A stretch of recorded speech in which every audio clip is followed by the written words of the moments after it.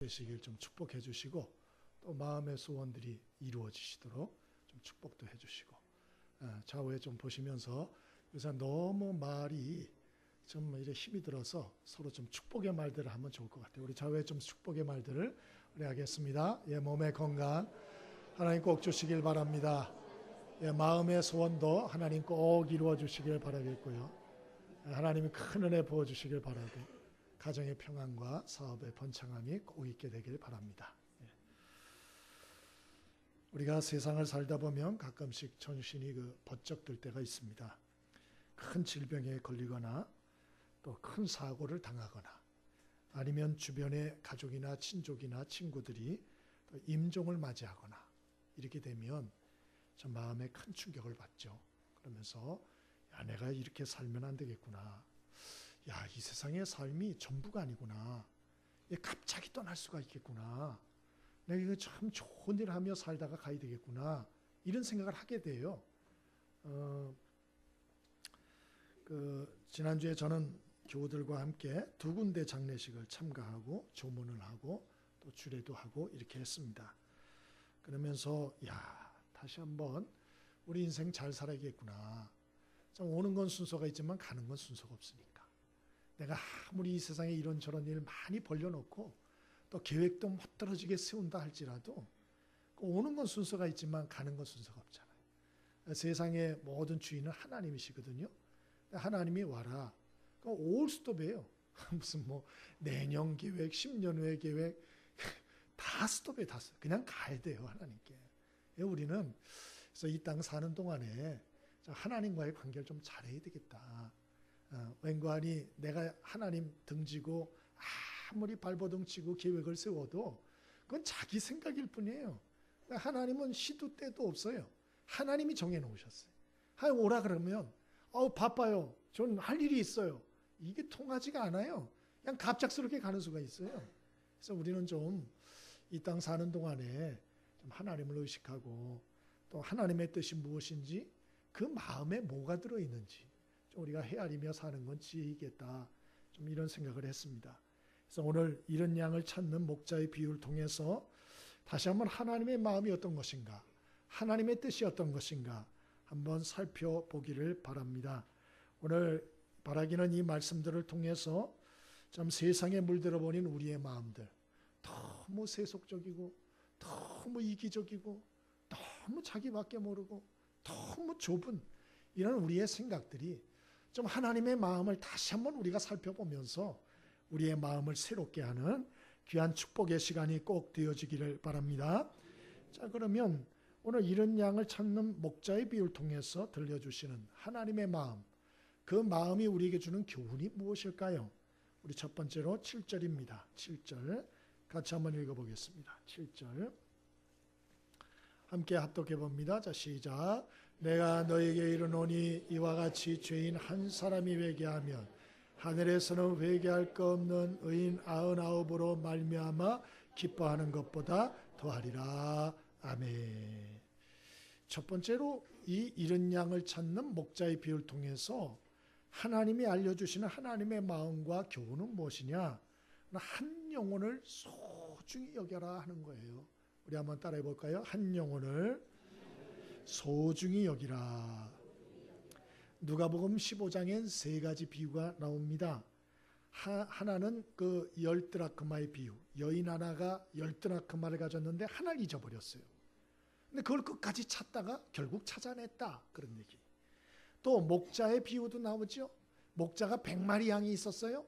근데 한 마리가 없어진 거예요. 그 목자가 어떻게 했나? 그 한 마리를 99마리 놔두고 결국 막 찾아다니다가 결국 찾아냈다. 그 얘기죠. 또 여기 2 아들의 비유도 나옵니다. 아버지에게 2 아들이 있었는데 이 막내 아들이 아주 못돼 먹었어요. 아버지 앞에 아주 불량스러운 아들이에요. 그래서 아버지 재산을 다 자기 분량을 털어가지고 먼 나라로 가서 허랑방탕했다. 아버지 어떻게 했냐? 그 아들을 기다리고 그리고 수소문해서 알아보고 기다리다가 거지가 되어 이 막내 아들이 돌아오니 영접하고 잔치를 했다. 뭐 그런 얘기예요. 여러분, 그 여인이나 목자나 아버지 잃어버린 하나 어떤 세상적인 의미는 별 볼 일 없죠. 예? 아직 9개나 있어요. 아직 99마리나 있어요. 아직도 남은 성실한 아들이 있어요. 그걸로 됐다. 그게 아니라는 거예요. 잃어버린 그 하나, 그거 포기하지 말라는 거예요. 이 세 가지 비유는 다 얘기하는 게 뭐냐? 잃어버린 게 보잘것없다 할지라도 그 하나를 포기하지 않고 끝까지 찾는 것이 하나님의 마음이다. 그런 얘기입니다. 그러니까 너희도 그 한 사람을, 한 영혼을 소중히 여겨라. 그런 메시지를 담고 있는 것이죠. 여러분, 참 하나님이 찾는 그 하나가 어떠한 존재인가?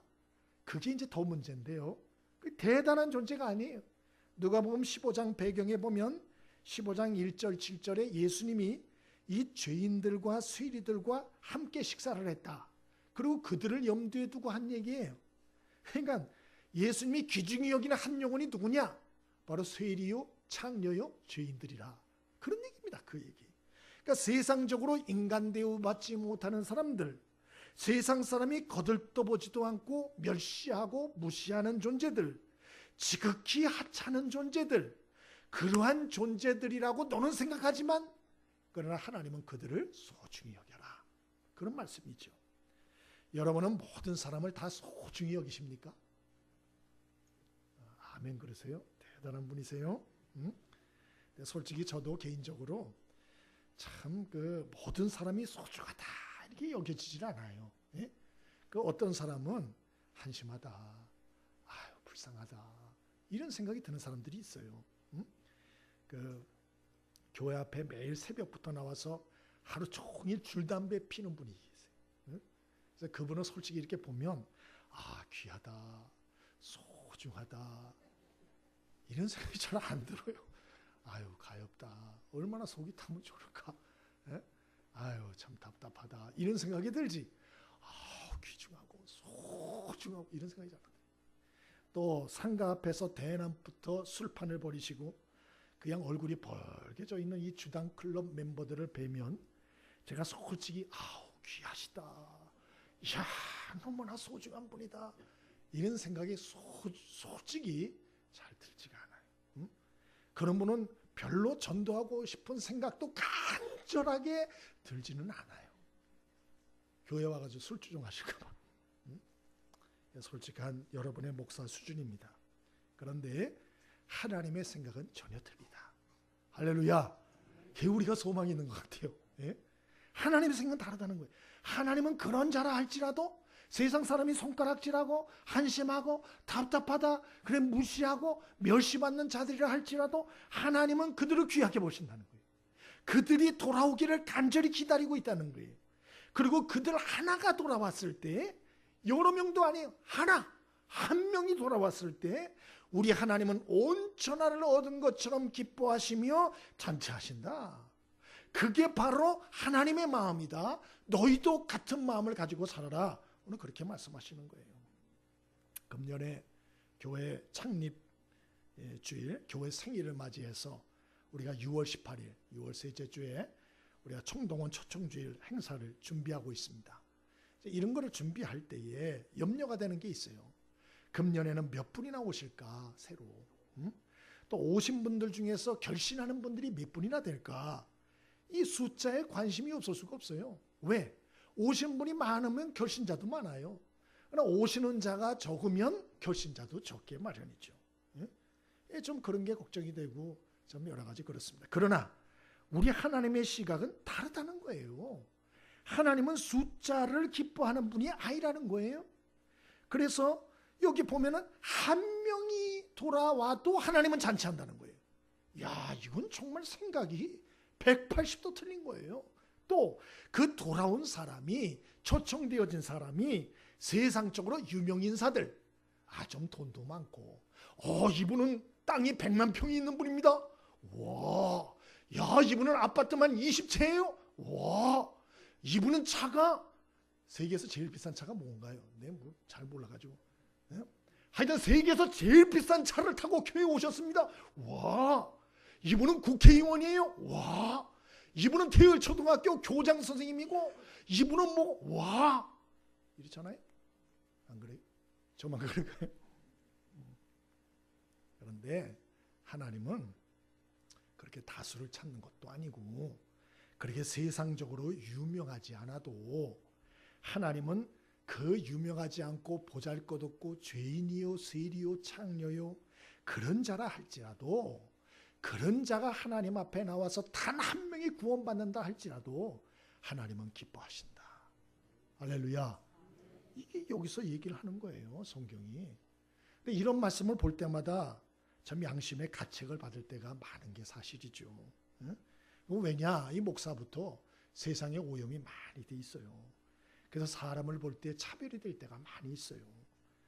그래서 세상적으로 돈이 많고 인기가 있고 막 권력이 있고 막 젊고 막 이런 막 귀하게 여겨지죠. 귀하게. 귀하다. 그러나 세상적으로 보잘것도 없고 병들었고 걷지도 못하고 특별히 세상적으로 자랑할 것도 없는 이런 분들은 은근히 마음속으로 멸시하는 마음이 있는 그럴 때가 있는 것이 사실이기 때문이에요. 그러나 우리 주님은 우리 하나님은 이런 세상에 보잘것없는 한 사람을 소중히 여기시고 그 한 사람이 돌아오기를 기대하며 한 사람이 돌아올 때 하늘자치를 베풀고 기뻐하신다는 사실을 꼭 기억할 수 있게 되길 바랍니다. 은퇴 목사님 중에 이용걸 목사님이라는 분이 계세요. 후암제일교회 담임하던 분인데 이분이 옛날 얘기하시는 걸 들었어요. 이 교회에서 서대문 형무소가 가까웠답니다. 그래서 이 교회에서 또 형무소에서 일하는 분이 계셔가지고 그 한 장짜리 달력을 300장을 만들었대요. 그래가지고 서대문 형무소 방마다 다 붙였답니다. 거기 제일 밑에다가 뭐라고 목사님이 썼나? 하나님은 의로운 재판관이십니다. 이렇게 써서 후암제일교회 이러면서 약도까지 다 해놨대요. 근데 이제 1960년대 이 교회가 4층 현대식 건물로 지었어요. 이거 뭐 얼마나 참 그때 잘 지은 겁니까? 4층 현대식 건물이니까. 근데 문제는 이 서대문 형무소에는 미결수가 많았대요. 그래가지고 들어갔다 나오는 사람이 굉장히 많았답니다. 근데 중요한 건 나오자마자 이 양반들이 어딜 들릴까요? 모르세요? 예, 그 교회를 들리는 거죠. 왜? 달력이 붙어 있으니까. 그래서 오셔가지고 서울역에서 가까우니까 목사님 이제는 바르게 살겠습니다. 예수 믿겠습니다. 그런데 배가 고픕니다. 점심 식사할 돈 좀 주시죠. 이러는 거예요. 안 줄 수 있어요? 드리고. 목사님 제가 이제부터는 고향에 내려가 착하게 살겠습니다. 여비를 주십시오. 또 드리고. 우리 교회에도 노숙자들이 종종 오셨었어요. 처음엔 드리다가 주변에서 그렇게 하면 안 된다 그러더라고요. 그래서 그 다음부터는 이제 아프다 그러면 병원을 제가 소개해드리겠다고 그러고 어디 뭐 잘 데가 없다 그러면 내가 잘 데를 소개해드리겠다고 모셔다 드리겠다 그러고 이러니까 됐다 그러고 그냥 가시더라고요. 보니까 그래가지고 그 다음부터 방법을 바꿨는데 이 교회도 한 경우에는 어떤 분이 와가지고 사업 자금을 대달라 그러더래요. 감옥에서 나와가지고. 그랬더니 이 목사님이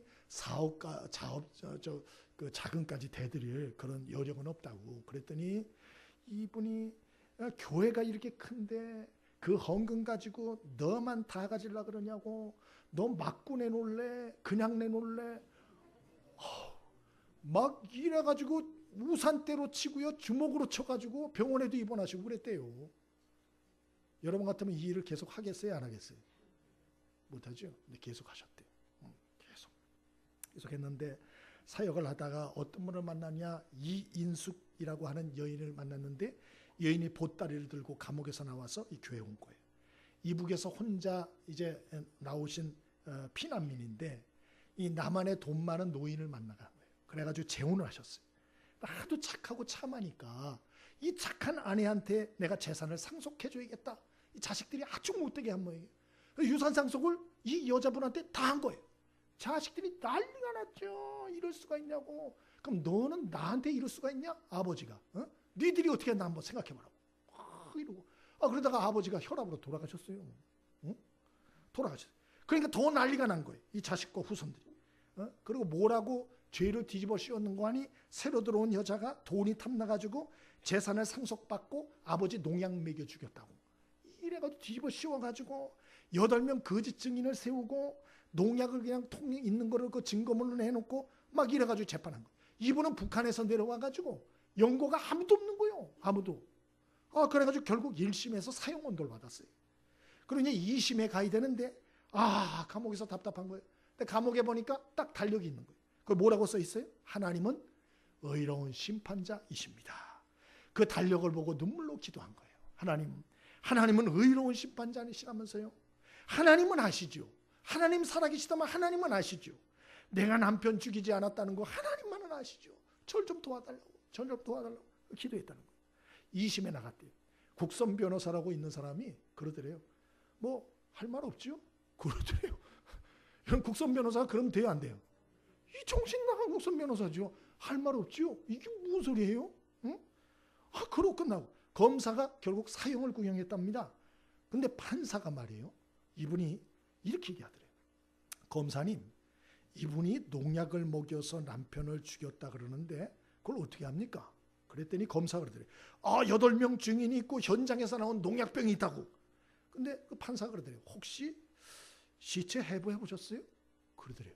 안 해봤다고. 그럼 시체 해부도 안 하고 농약 성분 검출도 안 해보고 이렇게 지금 얘기를 하는 겁니까? 다시 저 시체 해부하고 농약 검출 됐나 확인하고 그러고서 보고하고 재판 다시 속개하겠습니다. 그래서 파장이 된 거예요. 그러고서 시체를 해부한 거예요. 농약 성분이 검출됐을까요? 안 됐을까요? 당연히 안 됐죠. 그래가지고 판사가 무죄를 선언해버린 거예요. 그 무죄 석방된 거예요. 그리고 이분이 나와가지고 어딜 갔을까요? 교회로 온 거예요. 목사님 꼭 왔다고. 예수 믿겠다고. 그래서 이 목사님이 그런 얘기를 해요. 자기는 모든 사람이 다 알아줄 거라고 돌아올 거라고 생각 안 한다. 1000만 중에 한 명이라도 이런 사람이 있다면 자기는 그 한 사람을 위해서 이 사역을 한다. 그리고 했다. 그렇게 말씀하시더만요. 여러분, 우리가 사람을 대하다 보면 사람 중에 못된 사람들이 있어요. 염치 없는 사람들이 있고 기본이 안 된 사람들이 있어요. 그러나 여러분, 그런 사람도 있지만 성경은 뭐라 그러냐? 마태복음 18장에 그런 사람이 있다 할지라도 말과 행동으로 절대 상처 주지 말라. 그렇게 돼 있어요. 그 사람들을 힘들게 하지 말고 인내하고 끝까지 소중히 여겨라. 그리고 도움이 필요하면 도움을 주라. 그래 마태복음 18장에 나온다니까요.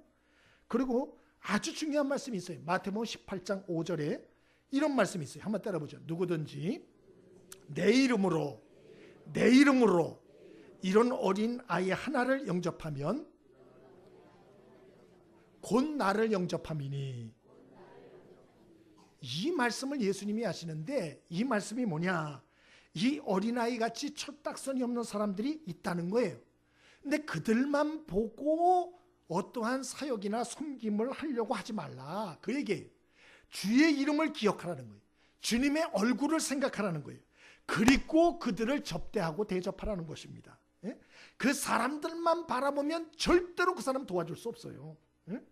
한 사람을 소중히 여기는 거, 그 사람만 보면 절대 할 수 없다는 걸 하나님이 하시고 예수님이 하시고, 내 이름으로 이런 사람 하나를 영접하면 곧 나를 영접하는 걸로 내가 생각할 테니까 너희들이 어떤 사람이든지 간에 그 사람을 하대하지 말고 소중히 여겨라. 그런 말씀하시는 거예요. 여러분, 간혹 요새 이제 이런저런 결혼 시즌이 돼갑니다만은 여러분이 때로는 그 자녀들을 보면 철이 없고 예의도 없고 염치가 없다 이런 생각이 들 때가 있어요. 그런데 그런 결혼식이나 애경사에 여러분 가고 싶지 않지만 그 아버지나 어머니가 너무 잘했기 때문에 그 어머니와 아버지를 보고 여러분 가는 거 아닙니까? 제 말이 맞아요? 틀려요? 그 결혼하는 자식들 보고 가는 거예요? 그 부모들 보고 가는 거예요. 예? 마찬가지예요. 여러분, 그 아버지나 어머니 얼굴 봐서 그 자녀들 애경사에 참석하고 도움을 주는 것처럼 주님도 말씀하시는 거예요. 예? 내 얼굴을 봐서 그 사람들을 불쌍히 여기고 귀히 여겨주고 어려울 때 좀 도와줘라. 그런 말씀이에요.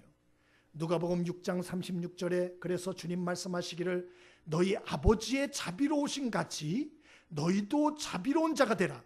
비판하지 말라. 그리하면 너희가 비판을 받지 아니할 것이요. 정죄하지 말라. 그리하면 정죄를 받지 않을 것이요. 용서하라. 그리하면 너희가 용서를 받을 것이요. 주라. 그리하면 너희에게 줄 것이니 곧 후히 되어 누르고 흔들어 넘치도록 하여 너희에게 안겨주리라. 너희가 헤아리는 그 헤아림으로 너희도 도로 헤아림을 받을 것이라. 그렇게 말씀했어요. 그러므로 여러분, 이 말씀은 굉장히 중요한 말씀이므로 보잘것없고 연약하고 때로는 도움이 될 것 같지 않아 보이는 이러한 연약한 사람들도 여러분 하나님의 마음을 헤아리고 귀히 여기고 소중히 대하는 저와 여러분의 인생 되어지길 바랍니다. 우리 옆에 분에게 인사해 주시죠. 모든 사람은 하나님이 사랑하시고 소중히 여기는 존귀한 존재들입니다. 인사합니다. 시작.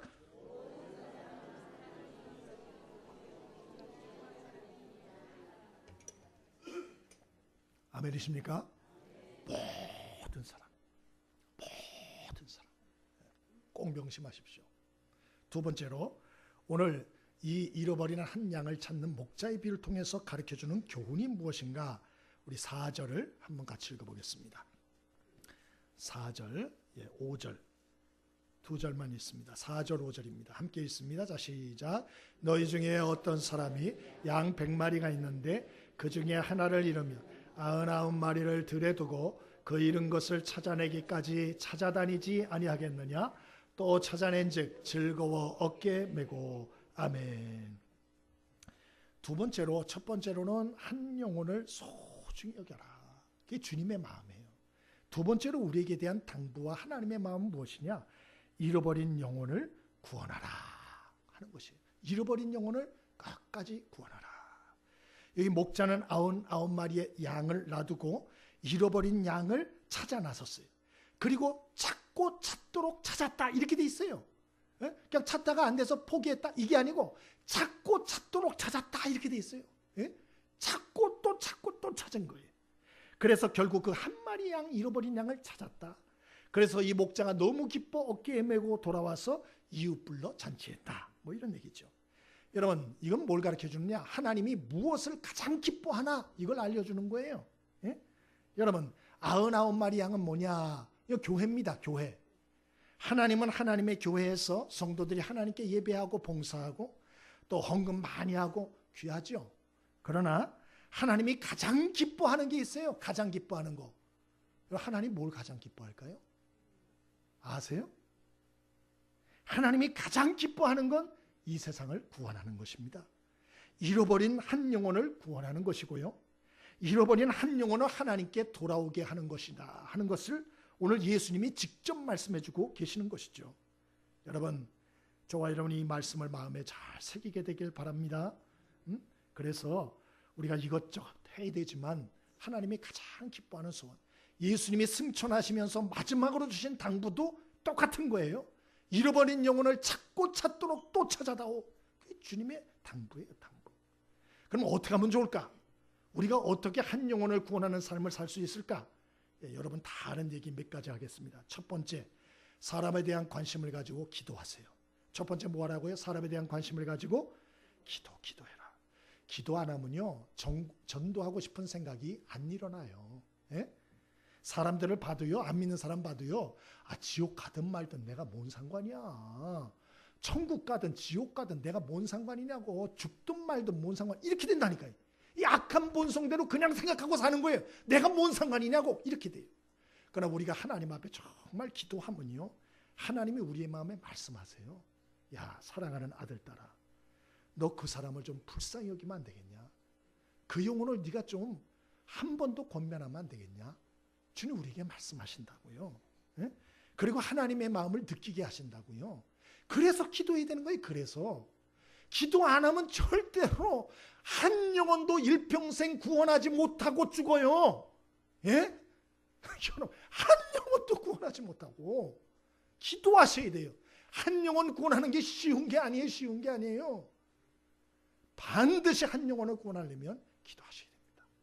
그래서 하나님 내 마음을 바꿔달라고, 전도의 문을 열어주시도록, 전도의 능력을 달라고, 전도할 힘과 지혜를 달라고, 사람을 두려워하지 않는 담대함을, 용기를 허락해달라고, 구원받을 만한 사람을 볼 수 있게 해달라고, 만날 수 있게 해달라고 기도해야 할 줄 믿습니다. 기도가 1번이에요. 두 번째는 뭐 해야 되느냐? 두 번째는 세상에 나가서 적극적으로 사람들을 만나야죠. 여러분, 영혼 구원을 위한 사람들이 기도만 하고 교회에 있으면 될까요? 안 될까요? 안 되죠. 세상에 나가서 사람들 안 믿는 사람 만나야지요. 예? 접촉해야지요. 예수님도 여기 목자가 잃은 양을 찾으러 나갔다 그랬잖아요. 찾고 찾았다 그랬잖아요. 예? 그러므로 여러분 교회 안에만 있지 말고 좀 나가서 안 믿는 사람들 여러분 만날 수 있게 되길 바랍니다. 그리고 사람들에게 인사부터 했으면 좋겠어요. 인사부터. 예? 여러분 마음에 안 드는 사람들이 있어도 인사부터 하세요. 안녕하세요. 술 많이 먹는 분 안녕하세요. 담배 많이 피는 분 안녕하세요. 또 여러 가지 인상 쓰고 다니는 분 안녕하세요. 목이 뻣뻣한 분 안녕하세요. 인사 많이 할 수 있게 되길 바랍니다. 또 앞에다가 또 설마 그렇게 붙이고 하라는 소리는 아니고요. 예? 여러분 인사 좀 많이 할 수 있게 되길 바랍니다. 자, 여러분 한번 인사 연습해 보겠습니다. 옆에 사람 보면서 불신자예요.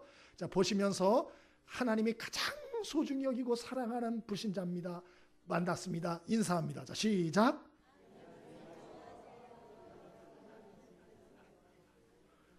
그렇게 인사하면 좋아할까요? 여러분 인사부터 하셔야 돼요. 네? 그 인사하는 얼굴에 침 뱉지 않거든요. 인사. 세 번째로는 어떻게 하냐? 사랑으로 섬기셔야 돼요. 사랑으로. 네? 맨입으로 되지 않아요. 전도가 맨입으로 되겠어요? 그래서 전도 잘하는 분들이 주신 유명한 구호가 있어요. 첫 번째 뭐냐? 입이 열리면 귀가 열리고 귀가 열리면 마음이 열린다. 외우셔야 돼요. 입이 열리면 귀가 열리고 귀가 열리면 마음이 열린다. 한번 다 같이 해보겠습니다. 시작. 입이 열리면 귀가 열리고 귀가 열리면 마음이 열린다. 무슨 뜻일까요? 먹여서 뭐를 먹어야 뭐가 열려요? 그때 마음이 안 열려요. 귀가 좀 열려요. 그래서 내 소리를 어떻게 해요? 들어줘요. 들어줘요. 그 전에는 들어주지도 않아. 아무리 떠들어도 아우 시끄러 이런다고요. 그러니까 여러분이 같이 식사라도 한번 하셔야 돼요. 예수님도 죄인들하고 식사하시잖아요. 뭐 좋아서 하셨겠어요? 예? 그들 구원하려고 식사 같이 하시는 거예요. 식사라도 같이 하고 먹고 그러면 귀가 열려요. 상대방의 말을 들어요. 예? 들어요. 그리고 좀 더 섬기시면 어떻게 되냐? 귀가 열리게 되면 그 다음에 뭐가 열리게 되죠? 마음이 열리게 되는 거예요. 그래서 예수를 믿고자 하는 마음 가지고 따라오게 되는 것입니다. 지혜를 얻을 수 있게 되길 바랍니다. 그래서 식사도 좀 대접하시고 선물도 좀 하시고, 예? 봉사와 섬김 뭐 이것저것 없으면 애기라도 봐주시고, 예? 집에 이것저것 좀 청소라도 해주시고, 그거라도 해야죠. 그래야 이 사람이 뭔가 귀가 열리고 마음이 열리죠. 응? 우리 예수 믿는 사람은 좀 매력이 있어야 할 줄 믿습니다. 매력이 있어야 돼. 교회 다니는 사람이 안 믿는 사람하고 똑같아. 매력이 없어. 너무 자기밖에 모르고 이기적이고 희생도 안 하고 헌신도 안 하고 매력이 없어요. 매력 있는 사람 되어지길 바랍니다. 저 사람 달러. 야, 저 사람은 말이 틀리고 행동이 틀려. 바본가 봐. 저 사람은 그렇게 자기 걸 자꾸 베풀어. 저 사람 바본가? 부자인가? 저 사람 아버지가 누구야? 저 사람 왜 저러지? 얼굴이 왜 저렇게 밝아? 저 사람은 저렇게 어떻게 남한테 주기만 할 수 있어? 여러분, 이 매력을 주는 건 매력. 옆에 사람에게 좀 인사 좀 하시죠. 예, 매력이 있어 보이십니다. 더 많은 매력의 사람 되어지길 바랍니다. 인사 좀. 그건 싫으세요? 그렇게 돼야 돼요. 뭔가 매력이 있어야지. 예? 사랑의 섬김. 마지막에는 자랑을 잘 하셔야 돼요. 자랑을. 예? 그래서 우리가 사랑으로 섬기면 사람들의 귀가 열리고 마음이 열리면 그때 그냥 가만히 있으면 안 돼. 자랑해야 돼. 무슨 자랑해야 될까요? 손주 자랑? 그러면 안 되는 거예요. 무슨 자랑해야 돼요? 예수 믿는 사람은 예수 자랑해야죠. 예수 자랑. 내가 예수를 믿으니까 이렇게 좋고 교회 다니니까 이렇게 좋고 하나님을 믿어서 내가 이렇게 복을 받았고 좀 이런 자랑 좀 할 수 있게 되길 바랍니다. 또 교회 자랑도 좀 할 수 있게 되길 바랍니다. 교회 차 타고 가는데도 그저 손주 자랑, 자식 자랑. 아이고 정말로 그냥 가지고 좀 하나님 자랑, 은혜 받은 거 자랑, 교회 자랑할 수 있게 되길 바랍니다. 그래야 그 사람이 뭔가 좀 해서 예수를 믿거나 그렇게 할 거 아니에요. 예? 김양재 목사님이라고 그 여자 목사님인데 간증하는 걸 들었어요. 4대째 믿음의 집안이에요. 막내딸이었는데 10년 동안 교회에서 피아노 반주를 했대요. 서울대 피아노 학과를 졸업했어요. 음대 교수가 꿈이었어요. 근데 어느 날 중매가 들어온 거예요. 신랑감 직업이 뭐냐? 의사요, 의사. 와, 의사, 현직 의사. 시아버지가 될 분은 교회 장로님, 시어머니가 될 분은 교회 권사님. 야, 이 자매가 하나님 복을 주시는구나. 그리고 기도도 안 해봤어요. 기도도 별로 안 해보고. 그리고 그냥 남편의 됨됨이도 별로 생각 안 해보고 그냥 덜커덕 결혼했습니다. 그런데 그때부터 혹독한 시집살이가 시작되는데 시아버지 시어머니하고 같이 살게 됐어요. 근데 이 시어머니가 얼마나 엄격한지 잔소리가 말도 못한 거예요. 청소를 해도 먼지가 이게 뭐냐, 밥을 해도 밥이 이게 뭐냐, 뭘 해도 저게 뭐냐, 하루 종일 따라다니면서 잔소리를 하시는 거예요. 너무너무 힘든 거예요. 뿐만 아니고 남편도 보니까 이게 뭐 의사이긴 한데 얼마나 신앙이 없는지 세상 말로 개차반인 거예요. 술 많이 먹고 엉망진창이에요. 엉망진창. 이분이 너무너무 힘들어가지고 집에 있다 가출하셨어요. 기도원으로 가출하셨어요. 가서서 눈물을 흘리며 기도하는 거예요. 하나님, 내 팔자 내 인생이 왜 이렇습니까? 기도하는 거예요. 하나님은 응답을 주셨어요. 며칠째. 요한일서 4장 18절로 마음의 응답을 주셨다 그러는데 이러한 말씀을 주셨대요. 사랑 안에는 두려움이 없고 온전한 사랑이 두려움을 내어 쫓나니 두려움에는 형벌이 있습니다. 두려워하는 자는 사랑 안에서 온전히 이루지 못하였느니라. 이 말씀을 하나님이 주시더래요. 어떤 깨달음을 주시나? 내가 시집 와서 시댁에서 이렇게 지금 시댁 생활을 하는데 내가 사람을 너무 두려워했구나. 그래서 내가 율법적으로 내가 이 가족들을 섬겼구나. 이런 깨달음을 준 거예요. 예? 그래서 이분이 회개했어요. 잘못은 내게 있었군요. 하나님께 회개하고 내가 이제부터는 시어머니, 시아버지, 남편을 영혼을 불쌍히 여기고 저들을 정말로 사랑하는 마음으로 섬기겠습니다. 그리고 회개했어요. 그리고 돌아와가지고 시어머니를 섬기기 시작했습니다. 그러자 시어머니가 조금씩 변하기 시작했어요. 그리고 시어머니의 관계가 회복되기 시작했어요. 그리고 속에 있는 말을 하기 시작했어요. 알고 보니까 이 시어머니도 옛날에 엄청 어렵게 자란 거예요. 예? 부모님한테 또 여러 가지 이런저런 일로 너무 고통스럽게 자라신 거예요. 그 상처가 많은 분이야. 그래서 그 어머니하고 마음을 나누는 관계가 됐어요. 그리고 남편은 끝까지 예수 믿지 않다가 갑자기 쓰러졌어요. 병원에 입원했는데 아내에게 기도 요청을 하고 나중에 아내의 전도를 받아서 예수를 영접하고 병상에서 죽습니다. 결혼 13년 만에 남편이 죽어요. 그래서 이분이 나중에 신학을 해서 목사 안수를 받고 지금 사역을 하고 계시잖아요. 우리가 왜 전도를 해도 열매가 없을까? 뭐 여러 가지 이유가 있습니다만 크게 한 두 가지가 있다 생각하는데 첫 번째로는요. 아까 말씀드린 것처럼 예수 믿는 자가 매력이 없어요. 매력이 없어. 세상 사람하고 다를 게 없어요. 그러니까 전도를 해도 너나 내나 뭐가 틀리냐. 너밖에 모르잖아. 뭐 교회 다녀서 다른 게 뭔데? 이렇게 나오는 거예요. 예? 여러분 세상 사람같이 똑같이 챙길 거 다 챙기고 똑같이 돈에 대해서 탐욕이 가득하고 똑같이 자기밖에 모르고 자기 가족밖에 모르고 자식밖에 모르고 이게 무슨 매력이 있냐고요. 이게 어떤 섬김의 삶을 통한 매력이 전혀 없어. 전도가 안 되는 거예요. 예? 코웃음 치는 거예요. 또 하나 왜 전도에 열매가 없을까? 또 하나 생각해 보면 사람을 두려워하는 거예요. 예? 사람을 무서워하는 거예요. 그래서 사람과 관계를 맺어도 형식적인 관계를 맺는 거예요. 더 넘어가질 않아. 그냥 율법적인 관계, 예? 율법적인 멘트, 율법적인 인사요. 더 넘어가질 못하는 거예요. 여러분, 저와 여러분이 사람들을 불쌍히 여길 수 있게 되길 바랍니다. 의사건 뭐건 간에 하나님이 부르면 한순간에 가는 거예요. 한순간에. 그래서 우리가 여러분 내일 일을 알지 못하고 자신의 운명을 알지 못하는 사람들 불쌍히 여기고 끝까지 사랑의 마음으로 섬길 수 있게 되길 바랍니다. 정형돈이라고 이분이 그 개그맨인데 불안장애로 하차를 했다가 다시 복귀하지 않았어요. 근데 저는 이 불안장애가 뭔가 하고 한번 찾아봤더니 보건복지부에서 발표를 했더라고요. 이게 몇 년 전에 3년 전인가 우리 국민의 12.3%가 불안장애에 시달린다 그랬어요. 근데 작년에 몇 프로로 증가했냐면 28.4%가 됐어요. 28.4%. 그러니까 우리나라 국민이 나 이 불안장애에 시달린다 하는 사람이 30% 가까이 되는 거예요. 10명 중에 3명이. 불안장애는 뭐냐?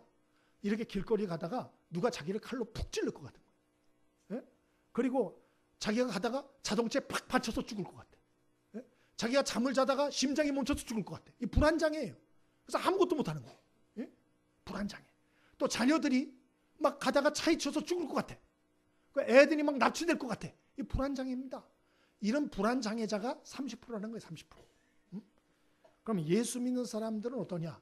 예수 믿는 사람도 이럴 수 있어요. 불안장애에 시달리는 분들이 계시다고요. 막 불안하고 두렵고 근심이 되고. 여러분, 예수님과 같이 어떤 상황에도 담대한 마음을 잃지 않게 되길 바랍니다. 예수님의 비결은 뭐냐? 첫 번째가 하나님을 절대적으로 신뢰하셔야 돼요. 하나님을 절대적으로.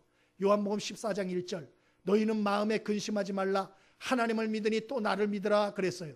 그리고 예수님 마태복음 6장에 너희는 이렇게 기도하라. 하늘에 계신 우리 아버지시여 그랬잖아요. 하나님을 뭘로 믿어요? 하늘에 계신 내 아버지로 믿고 절대적으로 신뢰하는 거예요. 절대적으로. 이 시리아 전쟁 나가지고 피난민들 난리 부릴 때 보니까, 텔레비에 보니까 그 어려운 중에도 꼬마 애들이 피난하는 길에 막 웃고 그러더라고요. 피난문 수용소에서도 애들은 막 웃고 놀고 그러더라고요. 근데 제가 왜 저러나 그랬더니 뒤에 보니까 아버지가 있어. 아버지. 그 별 볼 일 없는 아버지가 있어도 애들이 막 웃는 거예요. 그 힘이 돼가지고. 우리가 믿는 아버지는 어떤 아버지입니까? 온 세상을 창조하신 살아계신 하나님 아버지입니다. 그 하나님이 내 아버지로 믿고 살라는 거예요. 그러므로 그 하나님을 전적으로 신뢰하고 담대할 수 있게 되길 바랍니다. 또 예수님이 이렇게 평안하게 살 수 있었던 비결은 뭔가 아니요.